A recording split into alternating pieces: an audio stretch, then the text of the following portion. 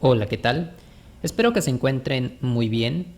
Les doy la bienvenida a un nuevo video en la asignatura de Pensamiento Matemático 2, donde en esta ocasión tocaremos el tema de triángulos. Pero específicamente este video se va a centrar en el área teórica referente a este tema. Así que no vamos a ver ningún ejercicio, sin embargo es importante que vean este video porque es el antecedente a los ejercicios que más adelante vamos a hacer, ¿de acuerdo? Así que como siempre, recuerda que si mis videos te han gustado, te han servido, te invito a que compartas el canal, te suscribas y que actives la campanita. De la misma manera te recuerdo que si ves un cambio o escuchas un cambio en el audio es porque este material ya se ha grabado anteriormente, sin embargo modifico la presentación para que quede claro que estamos en Pensamiento Matemático 2. Con esto en claro, demos inicio al video. Ahora sí vamos a empezar definiendo qué es un triángulo. Nos dice que es una figura cerrada que tiene tres lados y tres ángulos. Generalmente se emplea el símbolo que tenemos aquí para referirnos a él. Esta es la definición de los triángulos, creo que ya todos lo sabemos, todos lo conocemos. Lo que sí vamos a tocar son las clasificaciones de los triángulos, ¿sí? Podemos clasificar a los triángulos de acuerdo a sus características, tal como pasaba con los ángulos. ¿Se acuerdan? Hace unos videos. Bueno, lo mismo pasa con los triángulos. ¿Cuáles son las dos principales ramas en las que podemos clasificar a los triángulos? Bueno, tenemos primero la clasificación según sus lados y luego la clasificación según sus ángulos. De acuerdo con la clasificación de sus lados, tenemos tres partes. Tenemos primero a los triángulos escalenos, que nos dice que no tienen lados congruentes, es decir, sus tres lados son diferentes, no tienen ningún lado igual comparándolo con otro. Entonces aquí tengo una figura de un triángulo escaleno representado con un triángulo con lados de diferente color, indicándome que sus medidas de sus lados son diferentes. Seguidamente tenemos a los isósceles, que nos dice que tiene al menos dos lados iguales. Al lado desigual se le llamará base. Aquí tenemos una representación de un triángulo isósceles donde tengo precisamente dos lados iguales que están de color rojo y un lado diferente. Finalmente tenemos a los equiláteros que tienen sus tres lados iguales. Este es un ejemplo de equilátero. Ahora vayamos con la clasificación según sus ángulos. Primeramente tenemos a los acutángulos, que nos dice que tienen sus tres ángulos agudos, de ahí la palabra acutángulo. Aquí los podemos representar con tres ángulos de color azul, pero que como la definición nos dice, dichos ángulos tienen que ser menores de 90 grados para que sean ángulos agudos. Después tenemos a los triángulos rectángulos, que nos dice que tienen un ángulo recto, es decir, tienen un ángulo de 90 grados. Aquí está. Si un triángulo tiene un ángulo de 90 grados, es un triángulo rectángulo. Finalmente tenemos a los obtusángulos, que nos dice que tienen un ángulo obtuso, es decir, de más de 90 grados, como es este caso. Si por ejemplo un triángulo tiene 100 grados en uno de sus ángulos, automáticamente es un triángulo obtusángulo, porque se pasa de 90, ¿de acuerdo? Esta es la clasificación de los triángulos, realmente es bastante sencilla, es parte teórica. Y también otro apartado importante que debemos de tocar es el de las propiedades de los triángulos. Este es el que más nos interesa, sobre todo porque a la hora de resolver ejercicios son la parte teórica que aplicamos para poder precisamente resolver ese tipo de problemas que nos pongan. Entonces, las propiedades de los triángulos son básicamente cuatro. La primera propiedad es la que nos dice que la suma de los ángulos internos de cualquier triángulo es igual a 180 grados. Vean, si este triángulo yo tomo sus medidas de ángulos internos, sea el ángulo A, el ángulo B y el ángulo C, se dicen internos porque están adentro del triángulo. Si yo tomo las medidas de cualquier triángulo y sumo sus medidas de aquí de los ángulos, siempre, siempre, siempre me va a dar 180 grados, ¿sí? A más B más C es igual a 180 grados. La segunda propiedad nos dice que en todo triángulo a lados iguales se oponen ángulos iguales. Por ejemplo, en un isósceles, aquí yo tengo un lado que es igual a otro lado, ¿sí? Entonces, si estos dos lados miden lo mismo, el ángulo opuesto a este lado, ¿sí? Que sería este de aquí, este ángulo que es opuesto a este lado, va a medir lo mismo que el que está enfrente de él. Me explico. Este lado, digamos que tiene enfrente de él un ángulo que mide 50 grados, aquí. Si este lado es igual a este lado, dicho ángulo que está enfrente de este, es decir, el de aquí, el ángulo A, también va a medir 50 grados, ¿sí? Esta es la segunda propiedad. Cuando yo tengo lados iguales, se le oponen ángulos iguales, ¿sí? Ojo, no quiere decir que porque, digamos, este lado mide 30 o 40 centímetros, no sé, este ángulo va a medir igual 30 o 40. No, quiere decir que si estos dos lados son iguales, los ángulos opuestos también lo van a hacer, ¿sí? Eso es todo lo que dice la segunda propiedad. La tercera propiedad nos dice lo siguiente, que la suma de los ángulos externos de cualquier triángulo es igual a 360 grados. Es muy parecido a la primera propiedad, donde los ángulos internos sumaban 180. Bueno, ¿dónde están los ángulos externos de un triángulo? Pues lo que tenemos que hacer para ubicar los ángulos externos es que hay que extender las líneas de los triángulos. Así vean. Bien, nada más extendiéndolas, estos ángulos de aquí son los ángulos externos, precisamente porque están fuera de nuestro triángulo, ¿sí? Por eso se llaman externos. Ahora, si yo sumo estos tres ángulos, el resultado siempre va a ser 360 grados. Listo, esa es la tercera propiedad. Y finalmente la cuarta propiedad nos dice que cada ángulo externo de cualquier triángulo es igual a la suma de los ángulos internos no adyacentes a él. Esto puede sonar un poco confuso, pero créanme que es bastante sencillo. Miren, tenemos un triángulo. Vamos a tomar dos ángulos internos, los que ustedes quieran. Yo tomé este ángulo A y este ángulo B.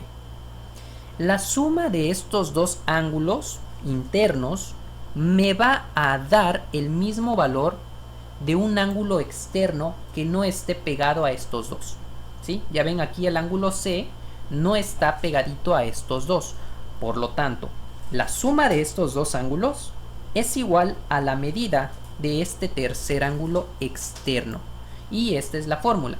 El ángulo A más el ángulo B es igual al ángulo C. Y bueno, hasta aquí terminamos de ver las propiedades de los triángulos. En realidad, como pueden ver, es bastante sencillo, solo son 4. Y a partir de aquí vamos a dar inicio a la tercera y última parte teórica respecto al tema de los triángulos. En esta ocasión estamos hablando de las rectas y puntos notables en los triángulos. Cuando nosotros tenemos un triángulo, dentro de él vamos a tener varios elementos. Ustedes podrían pensar que un triángulo es una figura sin chiste, sin ningún otro elemento más que sus lados y sus ángulos, pero no, realmente tiene otros elementos y son varios, ¿eh? Vamos a analizar cada uno de ellos. Primeramente, dentro de un triángulo vamos a tener lo que es llamado una mediatriz. Y la definición nos dice que dicha mediatriz es la recta perpendicular a un lado del triángulo, pero que está en su punto medio. Para que quede claro, imaginemos que tomamos este lado. ubicamos su punto medio y ahí en su punto medio vamos a trazar una recta perpendicular, es decir, en un ángulo de 90 grados a este lado del triángulo, algo más o menos así, ¿sí? Ese sería el punto medio, lo atravesamos con una recta perpendicular en ángulo de 90 grados y esta recta es la mediatriz. Pero recuerden que no tenemos solamente un lado, tenemos tres. Entonces, ¿qué pasaría si trazamos las mediatrices de los otros dos lados? Pues lo que se va a formar al chocar las mediatrices se conoce como circuncentro y nos dice que es el punto de intersección de las mediatrices de los lados de un triángulo y que también es el centro de la circunferencia que contiene a los tres vértices del triángulo. Para que quede claro, aquí ya trazamos una mediatriz. Vamos a trazar las mediatrices de los otros dos lados. Nos quedaría algo así. El punto donde chocan, se conoce como circuncentro. Y si tomamos este punto y tomásemos un compás y lo abriéramos hasta un vértice, al girarlo generaríamos un círculo donde dicho círculo toca a los tres puntos del triángulo, a sus tres vértices. Este es el circuncentro. Vamos a ver qué otras rectas tenemos en el triángulo. La siguiente recta es la mediana. Nos dice que es un segmento de recta que une un vértice con el punto medio del lado opuesto. Ya dijimos que el punto medio estaba como por aquí y la mediana es la recta que va a unir este punto medio con uno de los vértices, ¿sí? Entonces el vértice sería el que está enfrente del punto medio del lado que queremos. Este sería el vértice y enfrente tendríamos este punto medio por aquí. Entonces si yo trazo esa recta, a esa recta se le conoce como mediana. Pero recuerden que también tengo otros dos vértices. Tengo este vértice con este lado y este vértice con este lado. Si yo trazo las otras medianas, también van a chocar en un punto. Dicho punto se conoce como baricentro y nos dice que es el punto de intersección precisamente de las medianas de un triángulo y que el baricentro es el centro de gravedad. Vean, vamos a trazar las otras líneas que representan las medianas y este punto se conoce como baricentro.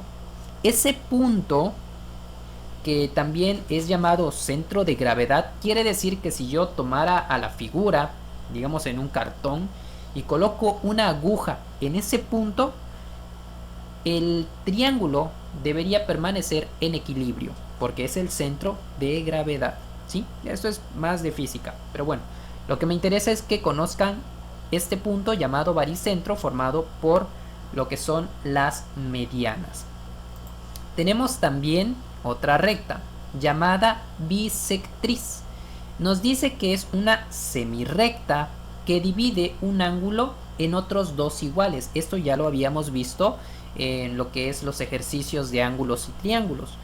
La bisectriz, recuerden que es una recta o una semirrecta que va a dividir un ángulo en dos ángulos iguales.